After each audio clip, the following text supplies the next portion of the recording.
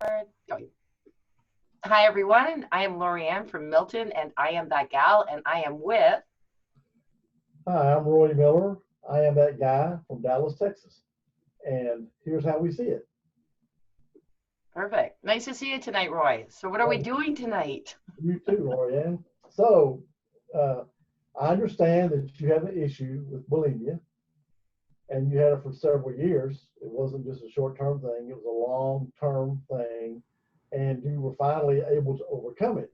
So, if you don't mind, can you kind of tell us, how it started for you, kind of what happened to you, and how you finally were able to overcome it? Okay, so there's a lot of things about bulimia that a lot of people don't understand. I will say, to a certain degree, it is a diet gone wrong. I remember, um, and I hope Mummy doesn't mind me saying this, but her telling me that, you and I are the only fat ones left in the family. I'd worked at McDonald's, and this was after moving. I was very active as a cheerleader and so on. And then I moved to Montreal, and there's no activities, no cheerleading squad. And I got a job at McDonald's. And I really liked their hamburgers. Sorry, I'm a really, like, give me the Big Mac. And then what was worse is that we're not always perfect. So they almost fired me after the first 3 months. But then I thought, no, nobody fires LaurieAnn. So I got really good at serving really quickly, and they made me a hostess. This was a really good thing and a bad thing altogether, because you always end up with the cake leftovers, and their cake for their children's parties are so good, because we had a little private party place. And slowly but surely, I just kept going up and up and up and up. Uh, I knew I was doing that, but the other thing too, though, is I think where it really stemmed from was I was going to my sister's wedding, and she told me I was too fat.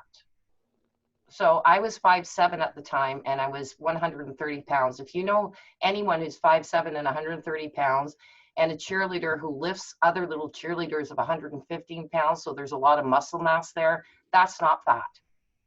So I went on my first starving liquid only diet to try and lose weight for her wedding, because she didn't want me to be too fat because I was a bridesmaid. That changed my mindset all the way around. From there, that things were not going great. You, Um, you know, not to interrupt you, but it's interesting that you mentioned a wedding because a lot that's a very common thing that happens in weddings is the gal's getting married, she's telling her, hey, you're too fat, the other, and that's a pretty tough stigma to overcome, I would think, especially if you really weren't. no, I wasn't at all. Like, I look back on pictures, and, when I was a little kid, I remember, I think I was telling you that I was about 9 years old. We moved to Turkey. We were in kilograms. I didn't really know them at the time, but I was a lot heavier than the other children. And so they called me fat. What I didn't, and I look back pictures, I was not, but what I did realize was I was about probably a foot taller than they were. So obviously I would weigh more, but you don't see it that way as a kid. It just gets developed in your brain. So then first you hear that at 9 years old, and your self-esteem is not there ever. You're always feeling that way. And then you move to your teenage years, that's really scary. So yeah, it was, I guess the summer that I was turning 18, I was 17 when it started, but when I turned 18, I met a lady who told me you can have your cake and eat it too. Oh, really? Yeah, because I wanted to know, I had moved to this new school, and apparently she had been quite large and had lost a lot of weight, and a very beautiful lady, very quiet, very, very classy. And we became good friends, and she told me she was bulimic, and she told me ways to do it. I don't want to share these, but they were not pretty. Okay, one of them was like, put hot mustard in water and swallow and drink it, and it's going to make you. No, I tried that, it didn't work. Tasted horrible, but didn't do anything for me. Of all the things in the world, I do not like to do. Growing up is right at the top of the list. And that's the horrible thing is people say that. I hate it too. Believe me, believe it or not, I can't stand it. I mean, having the flu is the worst thing in the world. It goes through your nose, it burns everything. Unfortunately, bulimia is a little bit different than that because what you're doing is you're actually removing everything you ate. And this is where I want to get to, not about the actual process of bulimia, but the food is still early. So you're actually, it sounds really gross, but you're actually kind of like repeating what you ate, but the other way around. So ice cream still tastes like ice cream. It doesn't taste like that disgusting grossness that you throw up when you're actually sick, right? So bit different. Why it's, some people would say, how do you do it? That's why the girls do it. It's not fun, but it's not as disgusting as people think it is when you're doing it. It sounds really gross what I'm saying. So when I finally did manage to find a way to do it, and in fact, I got to the point where I didn't have to put my fingers down my throat like they say or anything. I just willed it out. And people say, how did you do that? Yes. Because what was happening is my eating disorder became a way for me to deal with my emotions. So right now, I deal with anxiety a lot, and I've been 11 years completely free. And don't ever tell me that you can't overcome bulimia. That's bull crap. You can. I mean, I've done it. I don't want to go back there. I don't care to. But one thing I did realize, though, is that going through getting over it is really having to deal with your emotions. Because what I was doing is if somebody got me mad, I would eat them up. I'd make like cookie and ice cream things, and I would just eat my anger. And then I would literally ritually throw them up. So I didn't even have to do anything. I just mentally got to the point where I could actually remove them from my system. So that food was no longer, it became symbolic of my emotions. So if I was angry, if I was sad, if I was hurt, if I was, and it was easier. And Roy, you'll attest to that. There's times where I just don't have any filter anymore. Whereas when I was bulimic, I had a little bit more of that because I knew that I could go home and, go into the fridge or go for chips. Not the answer. Was it about staying slim? I maybe not.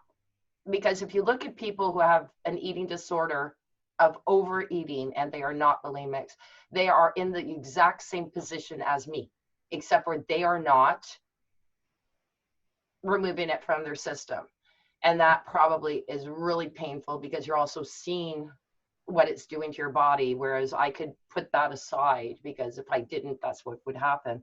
But I could relate absolutely to people who have an overeating disorder. And I even had to go to OA, Overeating Anonymous, because that's what it was. I was an overeater.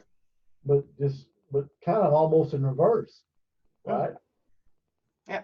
I mean, you know what I mean? It sounds like you're going to overeaters because most people there are overweight. They're trying to lose weight, and you're not overweight, right? I'm overeating. As what you're reading. Yeah, it's still the same thing. It's still the same 12-step program. And it is still like it really, I didn't go for too long. When I gave it up because of other reasons, which I'll share here, but it was helpful. I made some good friends, and believe it or not, you would be surprised how many people are going there that are anorexics even, or bulimics that go to OA meetings. What's the difference in the two, anorexic and bulimic? Different mindset. Anorexics will not eat. They will actually starve themselves to death.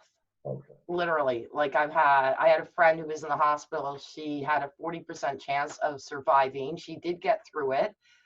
She was like a walking skeleton. And when they look in the mirror, they always feel fat. A bulimic, yeah, your body image is still not 100%. But when you look at anorexics, a bulimic doesn't want to be that skinny. Like nobody wants to be hugging bones. We understand that part. But we also know that, I'm sorry, but in this society, I have a friend, and I don't want to go on too quick, but this is really very interesting. A friend who is overweight, male friend. And he was trying to find a girlfriend, and he was my friend, and I was married, but my husband went away for a while. So we would go out and I would try and find him a girlfriend. And he would look at me and go, she needs to lose weight. This woman might be 10 pounds overweight, nothing over. And I looked at him, I'm going, are you freaking kidding me? You're 30 pounds overweight and you're looking at a woman and you're saying she should lose weight? Get rid of your beer belly before you start going after women like that then. Like there's such a, it's changing these days, but there is definitely that. Yeah, I can see that because from as a guy, because I've seen it with other guys. It's yeah, anyway. But yeah, I totally get that. Well, what are you talking about? How can you talk about her? Look at you. I mean, you tell her, hey, you need to lose 10 pounds. She says, hey, well, you need to lose 40. Yeah. Yeah. So it's a strange, double standard. Like I said, it's changing now. I noticed with my sons, they've been really focused on how they look, how their bodies are and stuff. And I'm going, wow, it's now moving into the male side. And I even had a bodybuilder friend of mine, because I got into bodybuilding to try and, transfer my energy there. And then I found out that he was bulimic. Like he would do that, when he was competing, he had to be a certain height size. Guys don't talk about it. And there are the bulimic men out there and the eating disorder men. Well, I had no idea really there were bulimic men. I just thought that was always a woman's thing. No, no. And we had, and even anorexia, there was actually, if you go to, what's his name now? Furious Pete.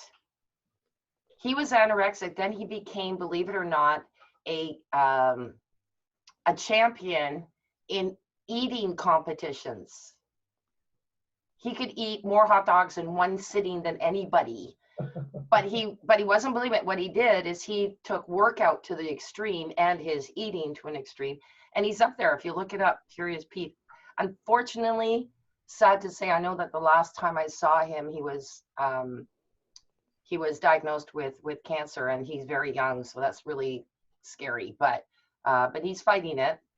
But yeah, so he took something again. I wouldn't say, is it an addiction? I wouldn't say it's an addiction. I wouldn't say it's a disease even. That's what they call it. They call it a disease. I wouldn't say that. I think it's a way to deal with your emotions. I even went to a psychiatrist and he goes, you're a China doll. He goes, you're cold on the outside, but fragile.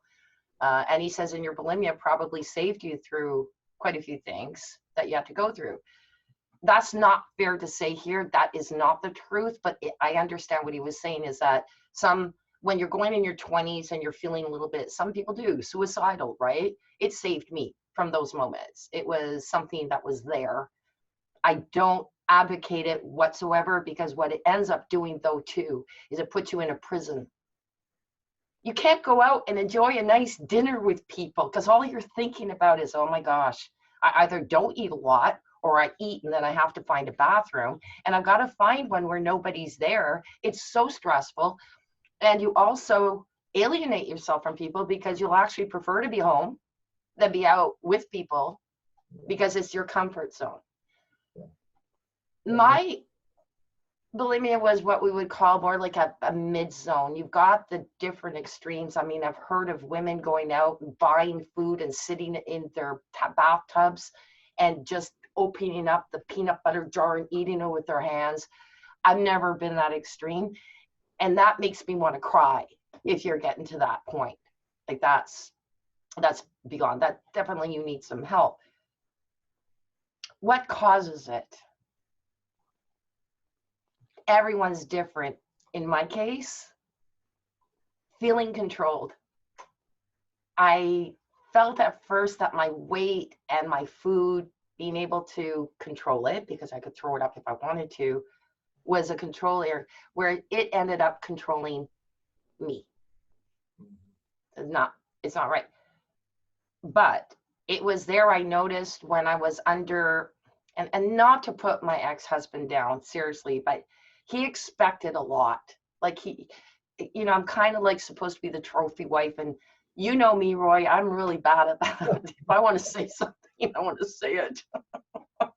And the poor guy, honest to goodness, like we've both had, like I realize there's two sides to everything, and that was one of my problems. One night I did eat, I was telling you, and then I couldn't get rid of it, and then everything exploded because I couldn't get rid of it. And what I've learned though is, if you feel that you're being controlled, you've got to talk to the person that you feel that are controlling you and expecting too much from you, and say, look, this is not helping my eating disorder. And you've got to be honest. Like my ex-husband, by the way, knew I was bulimic before we got married.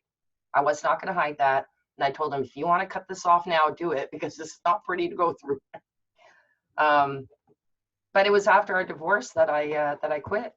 And after losing my business, that I started my business after we divorced, trying to prove that I am capable, that I'm good, that and proving it to him and my parents.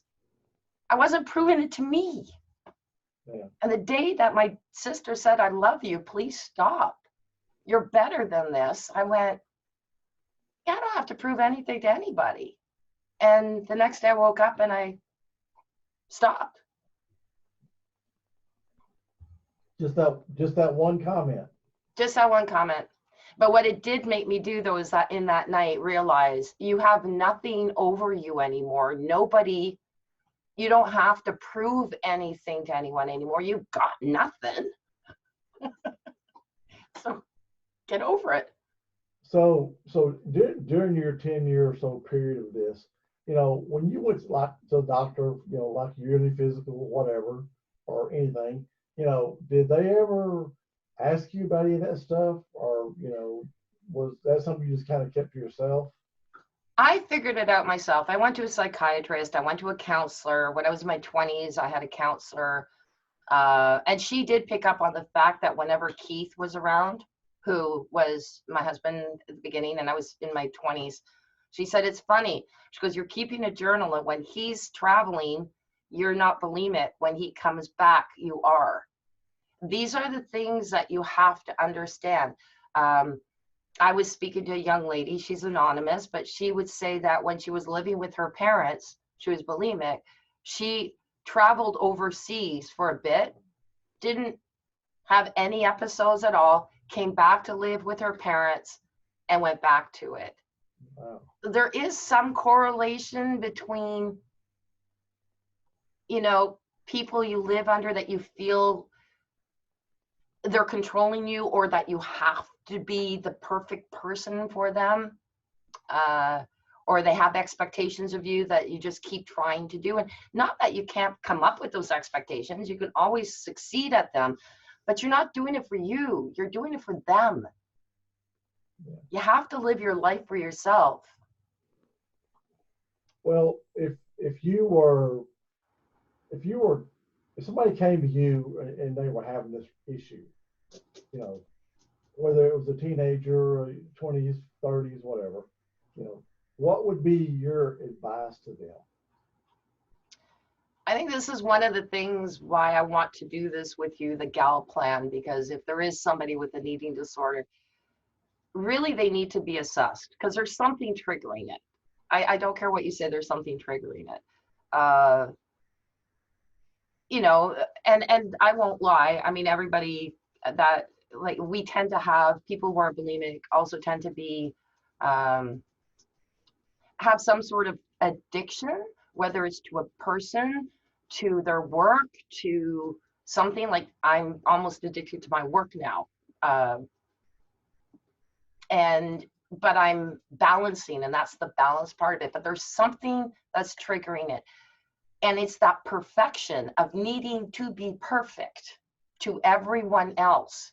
That to me is usually the biggest trigger. So then we got to figure out, okay, so how can we resolve that, dilute that, make it easier? And the other thing that I learned about, respect your food.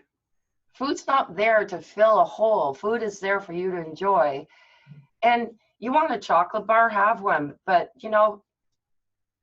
take a half of it. Guaranteed after that half, if you eat it slowly, you'll be fine. So once you resolve the reasons, but then you have to create that knowledge of what's the best way to eat, because you don't want to, like, I've been 11 years non-bulimic, and I'm actually at a better weight than I was when I was bulimic. And I'm constant. I have not, okay, maybe I go up 5 or 10 pounds now and again, but that's like, you know, through Christmas and stuff. But I know where I'm at, what I need to do. I don't always exercise. I don't like exercising. So it's like, I do sometimes I don't. I'm not going to force myself. And I have a better body image to myself. Do I feel perfect? No, because I still have that tendency to think, oh, you could be better. But then I stop and go, LaurieAnn, wow, you're 57 years old. Really? Like, you're going to stop those wrinkles? What? Do you want to spend $10,000 to, you know, liposuction everything in your body for what? It's going to go back to what it was anyway. It's like, Well, it's like they say, you eat to live, you don't live to eat. exactly. And But in a sense, though, if you're going to go, like my mother, and I think that was part of the thing too, when I grew up, I had to eat everything on my plate. that's just part of the way it was when we grew up. Yeah. You know, oh, you can eat this. There's kids starving in China. That was the favorite saying. You have to eat this. Kids in China are starving. So what I learned to do, though, and my mother's very good about it, I will tell her, I'm not hungry anymore. I can't eat all of this, but can you pack it up so I can have it for, you know, tomorrow? Good enough. She knows. She doesn't force me on anything. It was really tough on my parents when I was growing up bulimic, because back then, in all truth, it was like, you know, you hear in 1982, so it was around the time that I started with, you know, Karen Carpenter dies of anorexia, and all of a sudden the eating disorders comes out. I found out my aunt had an eating disorder. She was bulimic. Nobody knew about that. Nobody, it was never out there, right? And then who knew? Like, there's no books about it. There's no, like, how do parents deal with it? And parents were freaking out. Like, I was part of organizations and listening to parents, and I'm going, these psychiatrists weren't telling the parents what really needs to be done. You know, just love your child. Say, you know what, I can't help you, but like, you really can't. But I need to know what's, like, if you're going to force them, like my mom, she goes, oh, if you don't gain weight, I'm going to kick you out of the house. I mean, she was just, that was the only thing she could think of at the time. Threaten you, you know. They didn't give that opportunity to say to your child, wow, there's something that's triggering this. Let's work together. And I may not be the best person to do it because I'm your parent. Can I help you find someone to, or do you want me to go with you? How to find out that they're bulimic? Pretty easy. Just look at the toilet. If there's sparkles of food all over the place, then your child's bulimic. I mean, don't, you know, and they can't lie. There's things I knew. I knew people were bulimic that said, I'm not. I know. You can't fool a fooler. So, is there any one way to get over it? No, but I do know definitely that there are triggers. And at the beginning, when you're coming out of it, you're probably best not to have trigger foods in the house. I can have them now because they don't trigger me. I can have ice cream, I can have chips. But at the beginning, I was just cautious. And I just didn't have them. Am I still there? I think I locked up. I'm still here? Well, you're here, came back. You're good. Okay. So yeah, so I mean, it's an idea, but it's not something that you have to do for the rest of your life. Like I said, I've got chips, I've got ice cream, I have hamburgers now. I was afraid to eat a hamburger. But the thing is, if I'm eating a hamburger and halfway through I'm full, I don't want to feel that extent anymore, that discomfort. And I guess when you don't want to feel that discomfort, it's because you're comfortable in yourself. And it didn't take me any time. It was an overnight thing for me, but for those that it wouldn't be, those are my suggestions. Well, you know, it's funny because this doctor told me one time, he said, hey, the easiest diet in the world. You can have anything you want, just eat half of what you would know, like hamburger, eat half. That's the easiest diet in the world because you're not depriving yourself. You can have whatever you want, you just limit it to half. And so I thought that was pretty interesting, because you were talking about the chocolate bar. Yeah. That had, it's like you said, there's nothing wrong with a couple of slices of pizza. Now you eating a whole pizza by yourself, there's a problem. And you're not going to feel good at the end of it. And when you go to sleep, you're going to have nightmares because your stomach is not ready for that kind of amount of food. And I actually read a book. I wish I could find it. And if I can, I'll post it in this. There was the most amazing book that I ever read. It took me a while to really understand it, but eat slow, because it takes 20 minutes for your stomach to say, oh my gosh, I'm full. The thing is if you eat fast, so you'll finish your meal in 10 minutes, you're going to go for your seconds because you're still hungry. And then you eat your second one. And by that time that 20 minutes comes, oh my goodness, your stomach's going to hurt. Like it will. Best thing ever. It was actually a Christian book. It was kind of interesting. I like the Christian diet, but basically it's not really a Christian thing. It's like, just, yeah, if you want it, eat it. Just take a half of it. If you want chips, pull out 10. Do I actually count them out sometimes? Yes, I do. Oh, I do sometimes, because I'll sit there and go, oh, I don't want more than 10. Then I got my 10. Well, not to go off track, but when I found out I was a diabetic, so I went to this diabetic education. And so the girls there, because my first thought was if you had sugar, you couldn't have it. That's how I perceived it. But she said, no, you got to be careful how much you have. She said, do you like Fig Newton cookies? I go, yeah. It's not my favorite, but yeah. And so she says, okay, 3 of those is a serving. That's fine. But you can't eat the whole sleeve. You can have 3, but you can't have the whole sleeve at one time. So, it just, those things, it's kind of like, it's just a balance you have to get used to. It's like you said, eat slow, don't pile your plate up. Just, and I don't, in the United States, one of the biggest problems is whenever we were growing up, our plate was this big. Now it's this big and it's full. I mean, you can't go anywhere unless you just got a ton of food. And everywhere in the U.S. is that way. Yeah, I rarely go to buffets anymore. That was my joke to you too. I mean, we were talking about this, because I lived in Reno too, and there were buffets there all the time. So my girlfriend and I would go over buffets. Were they afraid of you? No one would know, right? I could go for 3-4 plates up there, and they're sitting there going, "Oh my goodness, she only paid $4, and she's eating the whole buffet up." It's horrible. Okay, this is horrible because it is kind of a bulimic joke, but I can say them because I was bulimic. And but in the end now, I can't even consider going to a buffet because I can't eat enough. Right. And I can't take it home. I'd rather go, okay, no, because in any buffet situation, you can actually purchase a meal. You don't have to go to the buffet. I do that. Whatever, I'm really big on this, whatever I don't eat, I take home. Because sometimes it'll take me 3 days to finish those big plates. Take them home. And whatever I don't eat, I've got dogs that are happy to have too. So no waste. I'm big on that. Don't waste. But yeah, it's wasn't the best thing. We were talking about that. I have being a handwriting analyst. I had this book that Bart had actually sent over to us that was a graphological view of eating disorders, and I read through it. It's not 100%, but if parents are looking to find out if their child is, or even if there are people who are bulimic and want to find out, there are traits that will show what might be causing the issue subconsciously, because your writing is subconscious. I can help with that.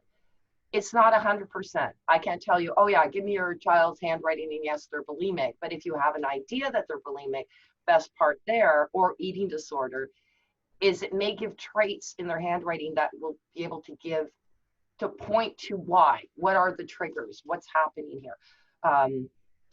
Do they feel that they've been abused, or are they, do they have a low self-esteem? All those things can come up. That part is 100% science, yes.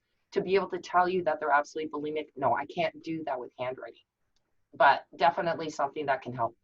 Would you say or that most people that are bulimic have an issue with self-esteem? I would say yes. Okay. Weird thing too, not so much self-confidence, but self-esteem.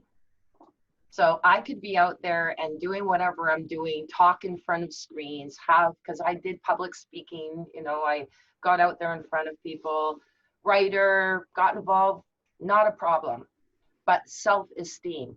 So someone can say to me, oh my gosh, you're so great. You've done so many things, like, wow, wow. And I know, and they're written in my resume, but I still feel this big, right? It's like, doesn't matter. You can do this much and you still feel that big.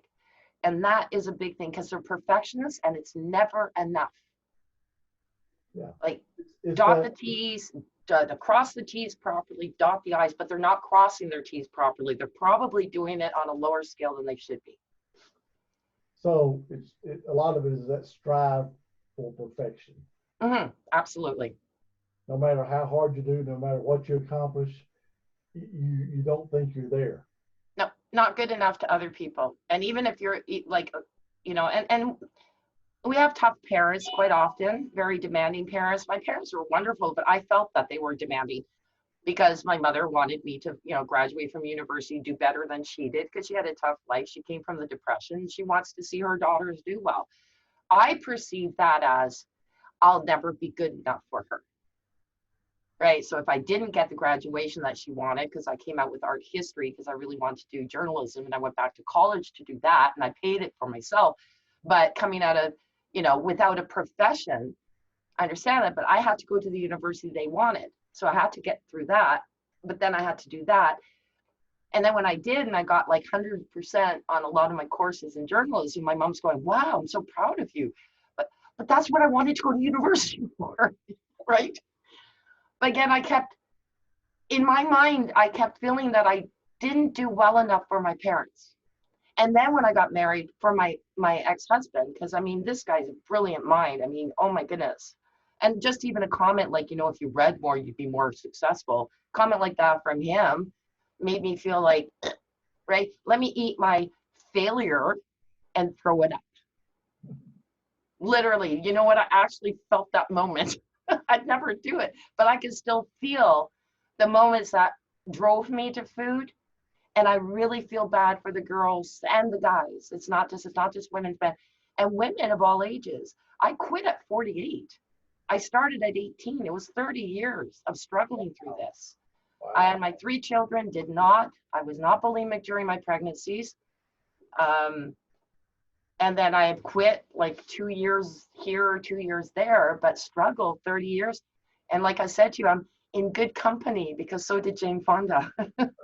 And look at her today. She's 80 years old and just hot mama. I'm telling you. Love her. Love her. Yeah.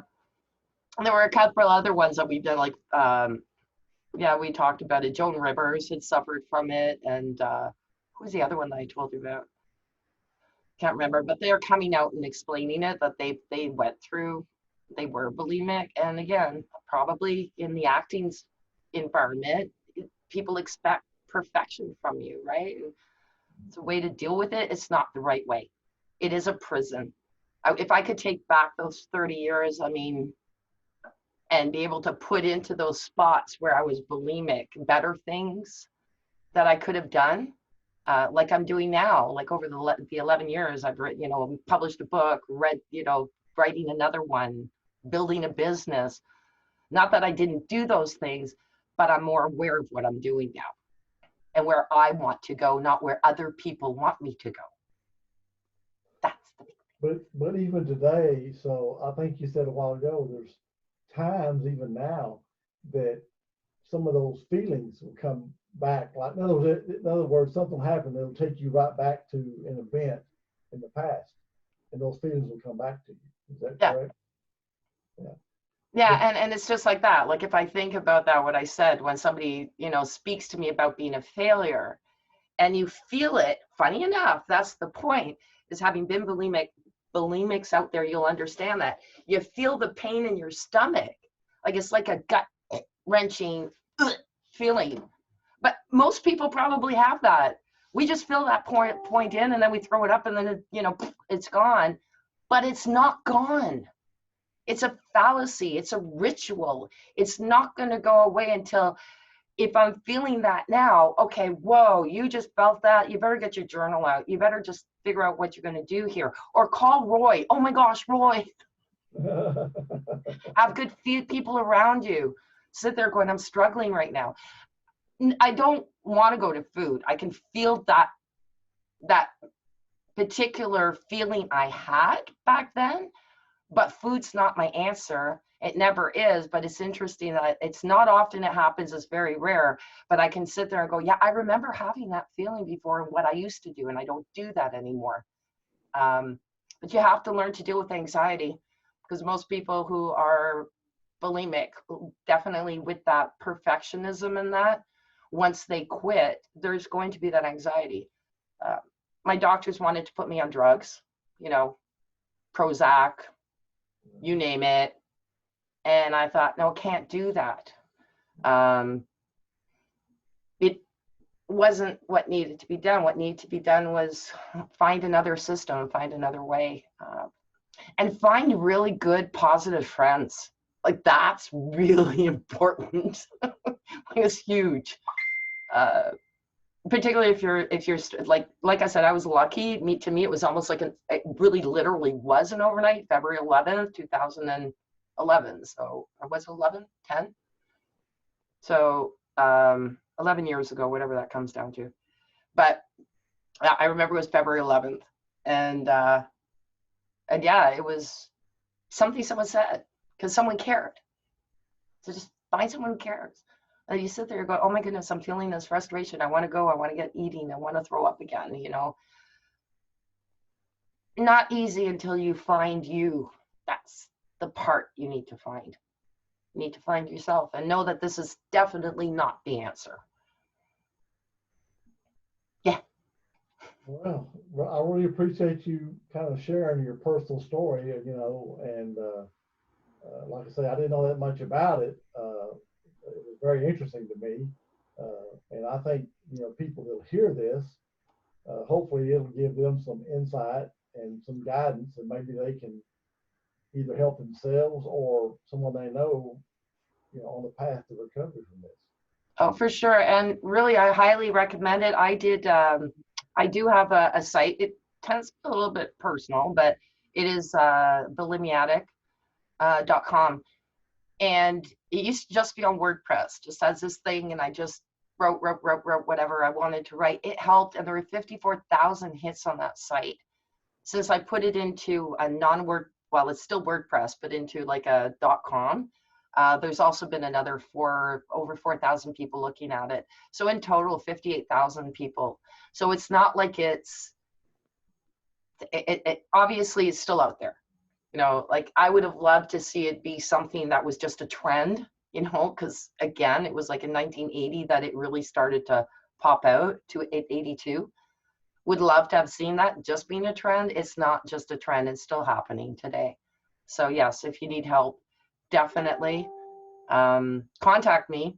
I'm not going to promise you 100% results, but I've been there, done that, and I do know what worked with me, and we can see what we can do.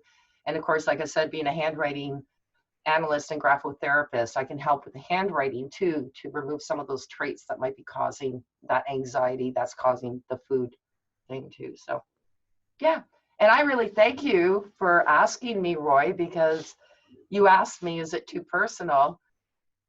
No, I want people to know about it. Probably if I had just only been 1 year recovered, I might say, not sure yet. Give me a couple more years, but it's been long enough that I'm cool with it, definitely. So. Well, I really appreciate you sharing that. I mean, it was very insightful. Thank you. And yeah, I guess that's all I have to say at this point. I really appreciate your time, Roy. And we do have, I guess you can announce who we're going to be doing on our next Zoom. Yes, next week we're going to have a girl. She's 26 years old. She's got an amazing story. I don't want to steal all her thunder, but I'll just let you know, she trains diabetic dogs. And she's got a really interesting story. And I think if you come back for that, you'll really be impressed. It's pretty amazing. It's pretty amazing. Fantastic. So we'll see you guys next week.